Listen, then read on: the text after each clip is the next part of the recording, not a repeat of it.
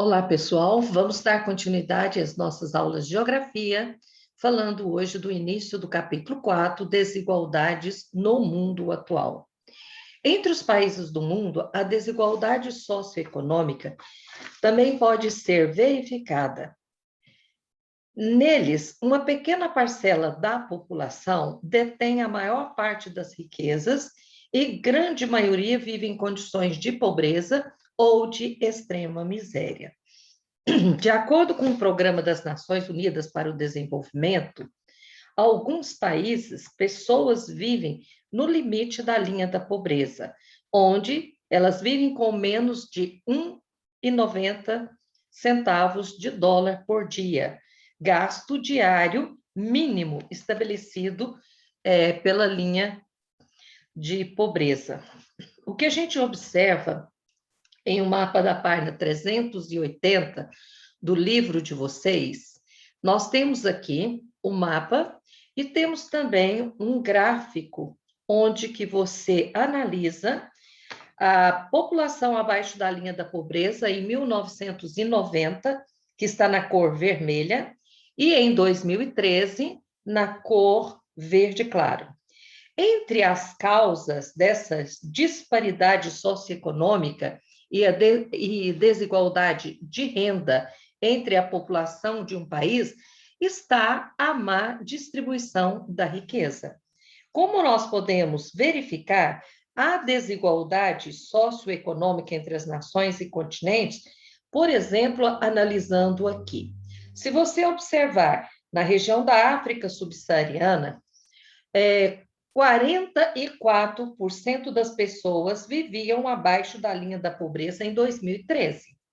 Mas se você, por outro lado, olhar a Europa e a Ásia Central, você tem aí apenas 2% da população em que se encontrava nessas condições, ou seja, população abaixo da linha de pobreza.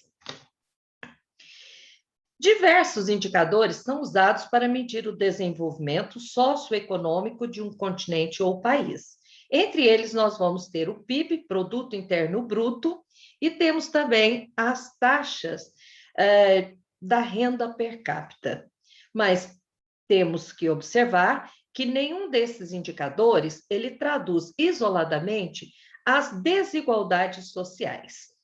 Vejamos o que é PIB e como se calcula a renda per capita. No seu livro, na página 381, você tem PIB, é um indicador econômico que representa a soma de toda a riqueza gerada por um país em determinado período. E, geralmente, é ao longo de um ano. Renda per capita. Como que nós chegamos a essa renda per capita? Ela é a renda per capita. Você pega o capital anual e ele vai ser dividido, o PIB, né? Você pega o PIB e divide pelo número de habitantes. Então, veja aqui o que o autor coloca. A renda per capita anual é obtida dividindo-se o valor do PIB de um determinado ano pelo número de habitantes de um país. E aí, você vai ter o resultado, que é a média, a renda por pessoa, que nós chamamos de renda per capita. Nós temos um mapa onde que mostra a renda per capita em 2016 no mundo. Quanto mais escuro, como sempre, na legenda, maior ou alto é a quantidade. Por exemplo, nesse mapa da página 381, quanto mais escuro, nós vamos ter a renda per capita mais elevada. Aqui, na última, nós temos a renda acima de 24.999 dólares. Nós temos também que fazer uma diferenciação entre o que é riqueza e desenvolvimento. Segundo o nosso autor, desenvolvimento de um país significa o crescimento econômico acompanhado do desenvolvimento social. Trata-se, entre outros aspectos, das melhorias na qualidade do serviço oferecido à população e na qualidade de vida. Então, nós vamos ver que tanto o PIB como a renda per capita, eles trazem uns valores que não são tão real, são médias. Igual, por exemplo, o PIB falha ao traduzir o desenvolvimento, porque um país pode gerar muita riqueza e isso não se reverter em investimentos para a melhoria da qualidade de vida da população. O indicador renda per capita, embora permita ter uma noção geral da situação do desenvolvimento de cada país, também não demonstra a realidade de seu desenvolvimento, pois a riqueza produzida, ela não é dividida igualmente entre a população, como indica a renda per capita, ou seja, como indica a renda média por pessoa. Nós temos, então, outros indicadores que são usados para medir o grau de desenvolvimento de um país. Entre eles, nós temos, além de analisar a renda per capita e o produto interno bruto, que é o PIB, nós temos a expectativa de vida, a mortalidade infantil e o analfabetismo. Expectativa de vida indica um número estimado de anos que alguém, né, um indivíduo, possivelmente viverá a partir do seu nascimento. Mortalidade infantil é o número de criança que morre antes de completar um ano num grupo de 1.000. E o analfabetismo indica o número de pessoas acima de 15 anos que não sabe ler e nem escrever. Nós temos aqui o mapa mundi com a expectativa de vida de alguns países, né? A expectativa de vida ao nascer. Como você observa, países da América do Norte, da Europa, uma parte aqui da Ásia, Austrália, nós vamos encontrar uma boa expectativa de vida. Então, além de renda per capita, o PIB, nós temos expectativa de vida, mortalidade infantil e analfabetismo para a gente calcular o IDH. IDH é o Índice de Desenvolvimento Humano. Ele foi elaborado pela ONU com o objetivo de medir, por meio de valor que varia de 0 a 1 grau, o desenvolvimento de um país. País com IDH muito alto atinge alto grau de desenvolvimento econômico e industrial, uma renda per capita elevada, melhor distribuição de renda, serviços de educação, saúde, tudo de alto nível, uma melhor qualidade de vida da população. Já países com IDH médio ou baixo são considerados países subdesenvolvidos. Mas nós temos alguns países subdesenvolvidos que atingem um IDH considerado pela ONU médio ou alto. Então, nós temos os países emergentes. Aqui nesse próximo mapa, nós temos o Índice de Desenvolvimento Humano em 2015. Então, o autor mostra que a América do Norte, países aqui da Ásia, Europa e a Austrália, temos aí uma IDH, né, mais elevado, mostrando uma população com melhor qualidade de vida e com um índice de desenvolvimento humano bom.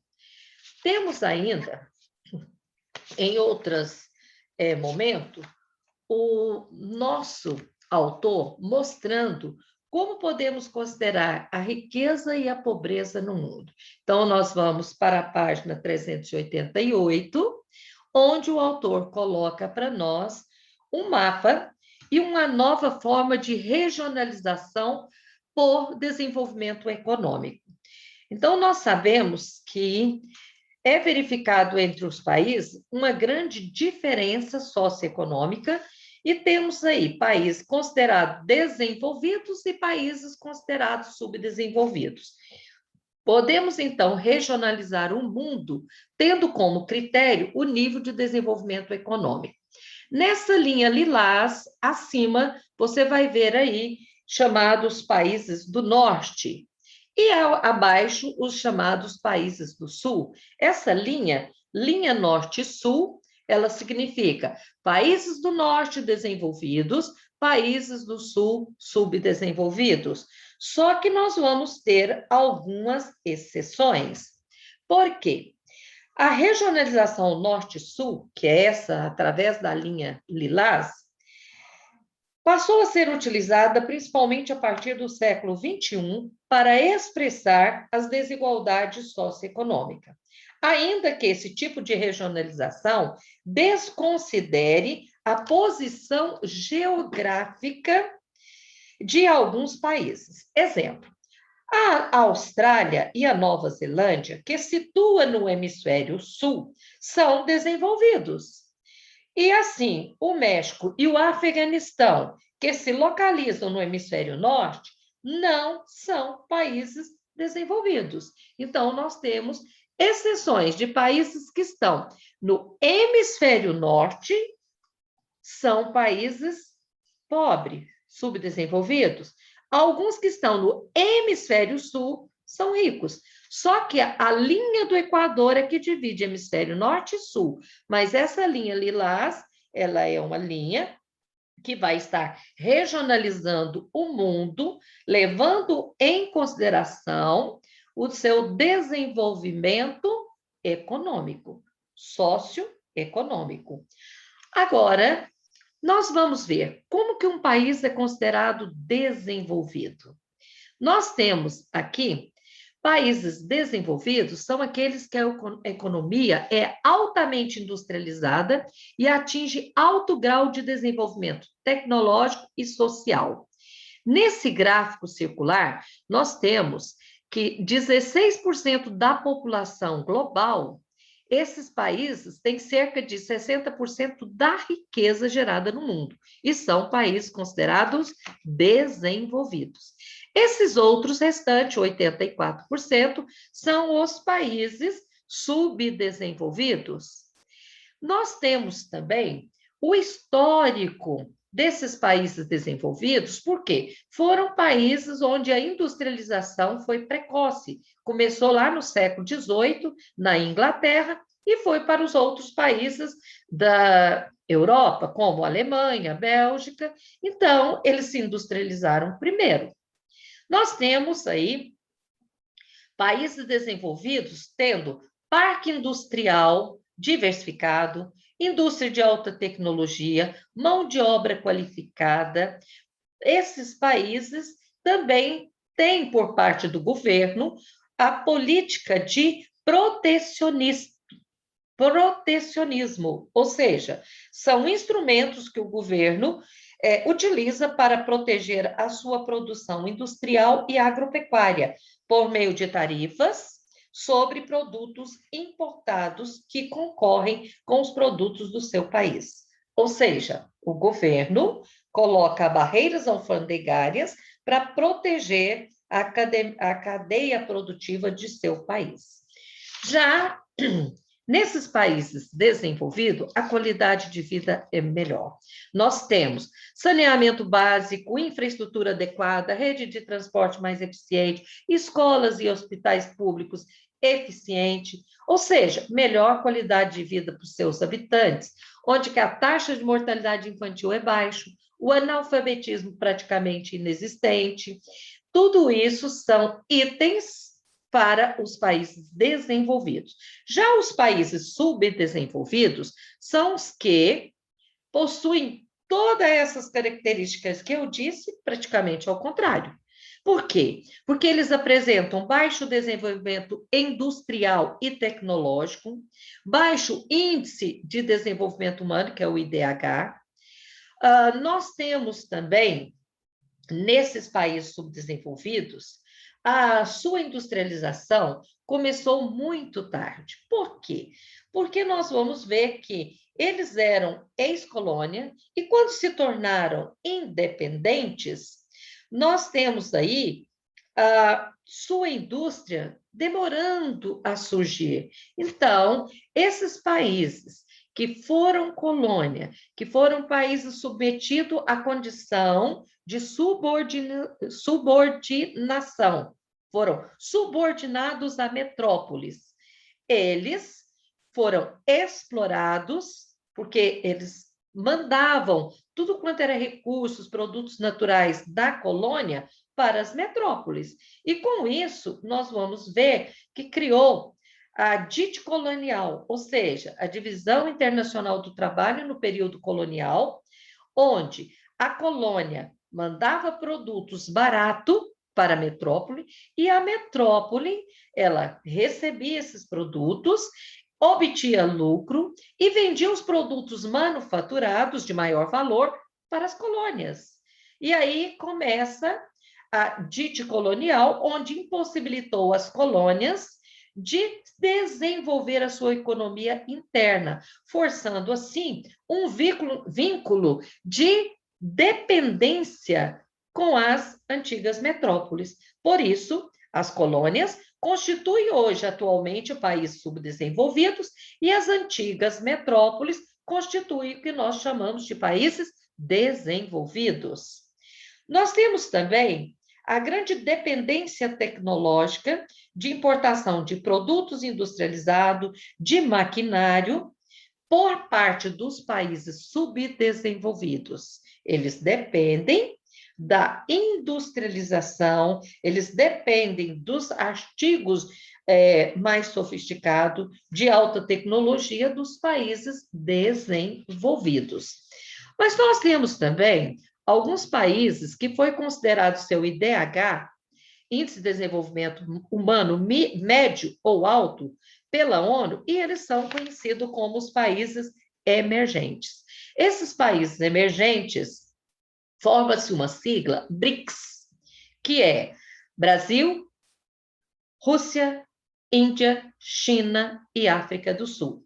São países que atualmente estão entre as melhores economias e eles são beneficiados por condições geográficas favoráveis, abundância de recursos naturais, numerosa população em crescimento e, automaticamente, mercado consumidores com uma classe média ascendente, e são países que estão destacando no cenário mundial. Nós temos ainda sobre os países subdesenvolvidos um problema recorrente a empréstimos de capital internacional, ou seja, um dos problemas dos países subdesenvolvidos é a dívida externa. Eles buscam recursos para fazer beneficiamentos, programas de investimentos na infraestrutura, melhoria no seu país, mas com isso eles constituem a dívida externa, que é uma barreira ao desenvolvimento do país, pois todas as vezes que tem que pagar a parcela da dívida externa ou juros, esse dinheiro poderia ser investido em programas sociais e na melhor qualidade de vida do seu país. Por isso, alguns países subdesenvolvidos têm dificuldade no crescimento para se tornar países desenvolvidos. Até a próxima aula. Leia até a página 393. Boa leitura.